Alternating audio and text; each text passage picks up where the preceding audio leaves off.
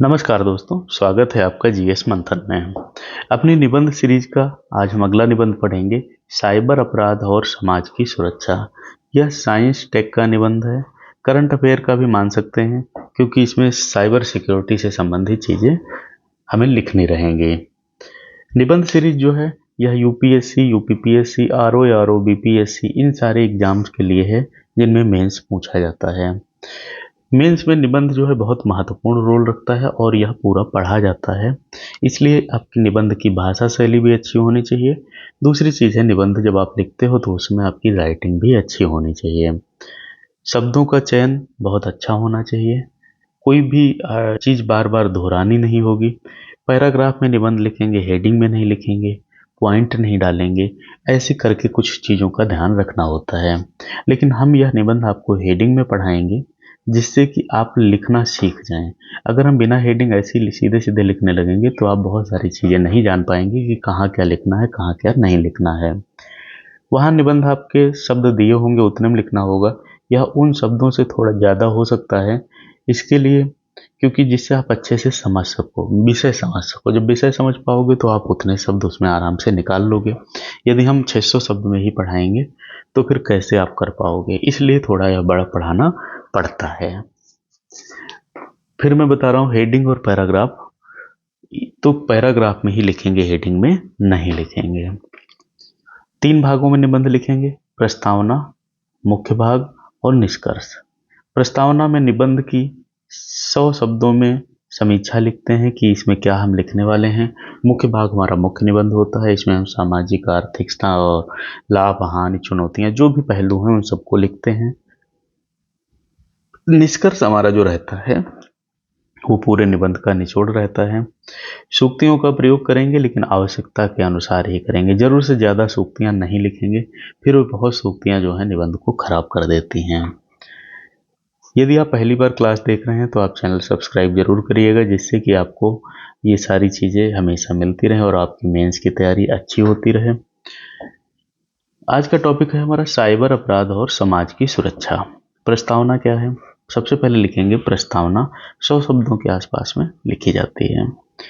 आज का युग डिजिटल युग है। Smartphone, internet, social media, banking apps और ई गवर्नेंस ने हमारे जीवन को आसान और तेज बना दिया है, परंतु इसके साथ ही एक नई चुनौती सामने आई है, साइबर अपराध की।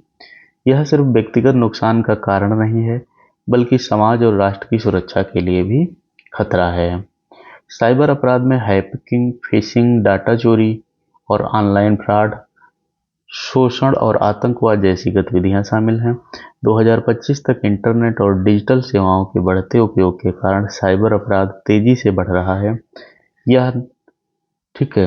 अब यह निबंध जो है साइबर अपराध के प्रकार, प्रभाव, समाज और पर खतरे और सुरक्षा के उपायों का विश्लेषण करेगा। ठीक है, तो आपको ये आपकी यहाँ तक प्रस्तावना हो जाती है, जिसमें हम ये बताते हैं साइबर अपराध क्या है, साइबर अपराध कैसे समाज में फैल रहा है।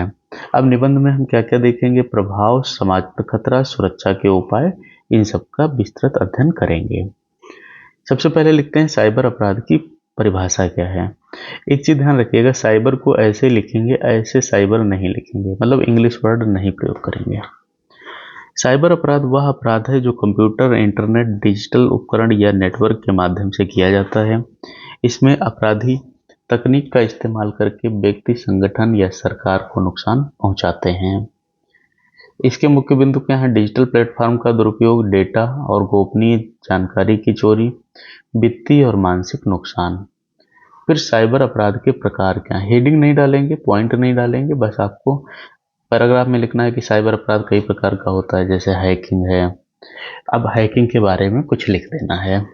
हैकिंग में अपराधी कंप्यूटर सिस्टम, बैंकिंग सिस्टम या सरकारी नेटवर्क को अवैध प्रवेश करता है।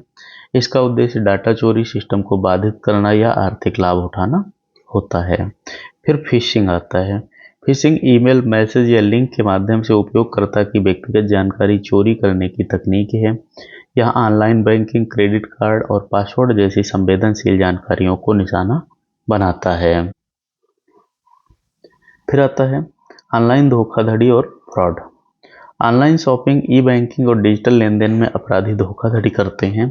यह पैसों की चोरी, नकली वेबसाइट और फर्जी ऐप्स के माध्यम से होता है। फिर आता है वायरस और मैलवेयर।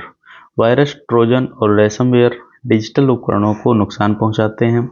रैनसमवेयर विशेषकर डाटा को लॉक कर देता है और फिरौती मांगता है। फिर है साइबर धमकाना। सोशल मीडिया और ऑनलाइन प्लेटफॉर्म पर किसी व्यक्ति को अपमानित, धमकाया या मानसिक रूप से परेशान करना, यह युवाओं और बच्चों में मानसिक स्वास्थ्य की समस्या बढ़ाता है। पहचान की चोरी, किसी व्यक्ति की पहचान चुराकर उसका गलत इस्तेमाल करना, जैसे कि बैंक खाते खोलना और ऋण लेना। ऑनलाइन आतंकवाद और cyber terrorism, cyber terrorist network और सरकारी सिस्टम को निशाना बनाकर समाज और राष्ट्र को असुरक्षित करते हैं। तो यह हमने इतने बताए हैं आपको 7 पॉइंट। आप इसमें से जितना ठीक समझे उतना लिख सकते हैं, पॉइंट में नहीं लिखना है। ऐसी आपकी दैनिक सीरीज चल रही है निबंध की और मुख्य परीक्षा उत्तर लेखन की, जिसमें हम जीएस के आंसर लिख लिख के ऐसे ही समझाते हैं। तो आप चैनल को सब्सक्राइब जरूर करिएगा, जिससे कि आपको वो चीज़ें मिलती रहें। क्लास को पूरा देखा करिए। पीडीएफ कभी भी आपकी क्लास नहीं बन सकती है। पीडीएफ अभ्यास के लिए ठीक है, लेकिन वास्तविक जो समझ है आपकी वो क्लास से ही आती है, इसलिए आप क्लास पूरा देखा करिएगा। साइबर अपराध के कारण क्या होंगे? तकनीकी विकास का दुरुपयोग, डिजिटल सुविधाएं अपराधियों के लिए अवसर बन गई हैं। जागरूकता की कमी, लोग ऑनलाइन सुरक्षा के प्रति असावधान हैं। कानून का कमजोर पालन, अपराधियों को पकड़ने और दंडित करने में देरी होती है। साइबर सुरक्षा उपायों की कमी, संस्थानों और व्यक्तिगत उपयोगकर्ताओं के पास पर्याप्त सुरक्षा नहीं है। सोशल इंजीनियरिंग, लोगों को भ्रमित करके जानकारी हासिल करना। समाज और व्यक्तित्व पर प्रभाव, व्यक्तिगत स्तर के बैंकिंग और वित्तीय नुकसान, मानसिक तनाव और भय, व्यक्तिगत डाटा और गोपनीयता का उल्लंघन। फिर संगठनात्मक स्तर पर क्या होगा? कंपनी या संगठन का डाटा चोरी होना, आर्थिक नुकसान और प्रतिष्ठा का ह्रास, कंपनी कर्मचारियों और ग्राहकों का विश्वास कम होना।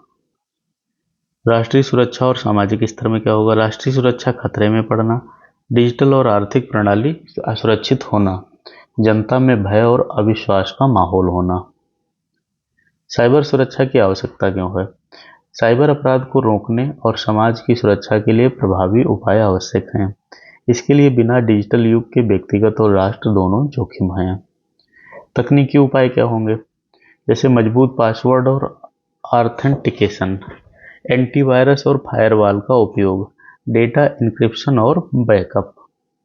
कानूनी उपाय क्या होंगे? इंफॉर्मेशन टेक्नोलॉजी एक्ट 2000 और उसके संशोधन, साइबर अपराधी के खिलाफ कार्रवाई और सजा, साइबर कोर्ट और विशेष इकाइयाँ। इसमें जैसे हमने ये लिख दिया, अब आपको क्या करना है, जब आपका 600 शब्द का निबंध आएगा तो आप उस हिसाब की चीज़ें इसमें 1-2 लाइन बढ़ा लेना। 1000 का आएगा तो उस हिसाब से बढ़ा लेना। आपका यदि उतने में ही निबंध पूरा हो जाए तो इन मुद्दों को ज़्यादा गहराई से मत लिखना, इसलिए हम ज़्यादा आपको पढ़ाते भी हैं।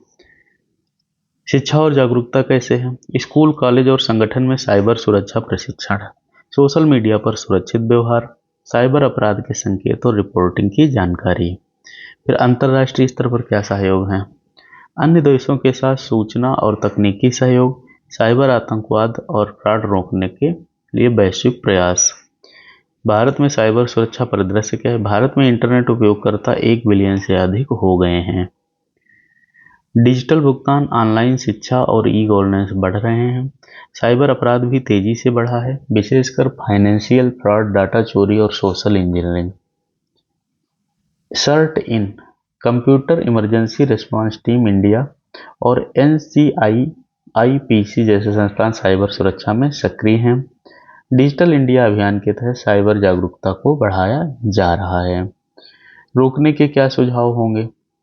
ये सुझाव जैसे इधर आप बिंदु पड़े ये नहीं डालने हैं, ये सब नहीं डालना है, आप सीधे सीधे पैराग्राफ में इसमें लिखना शुरू करेंगे। व्यक्तिगत और संस्थागत डेटा को सुरक्षित करना, नियमित रूप से पासवर्ड बदलना और मल्टी फैक्टर ऑथेंटिकेशन का उपयोग करना, अनजान लिंक और ईमेल पर क्लिक न करना, बच्चों और युवाओं को साइबर सुरक्षा के नियम सिखाना, साइबर सुरक्षा नीति और नियमों का कड़ाई से पालन करना, अंतर्राष्ट्रीय स्तर पर सहयोग और सूचना साझा करना। फिर हम निष्कर्ष पर आते हैं। हमने अपना मुख्य भाग पूरा कर लिया है, अब लिखेंगे निष्कर्ष।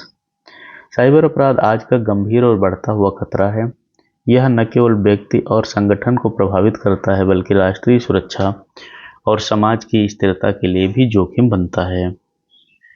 2025 में डिजिटल युग में जीवन आसान हुआ है, लेकिन सुरक्षा के उपायों के बिना यह जीवन असुरक्षित भी है। साइबर सुरक्षा के लिए तकनीकी, कानूनी, शैक्षिक और जागरूकता आधारित प्रयास आवश्यक है। केवल तकनीक या कानून पर्याप्त नहीं है।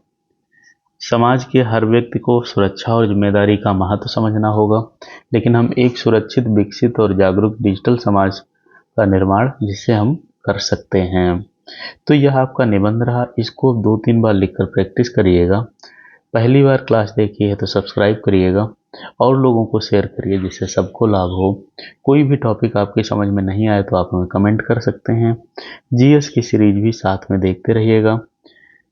जो लोग यूपी पीसीएस में बैठ रहे हैं उनके लिए हमने वन लाइनर क्लास शुरू की है, जिसमें कि आपको जल्दी जल्दी फटाफट रिवीजन टाइप से सारी चीज़ें आप उसमें हम कवर कर लेंगे।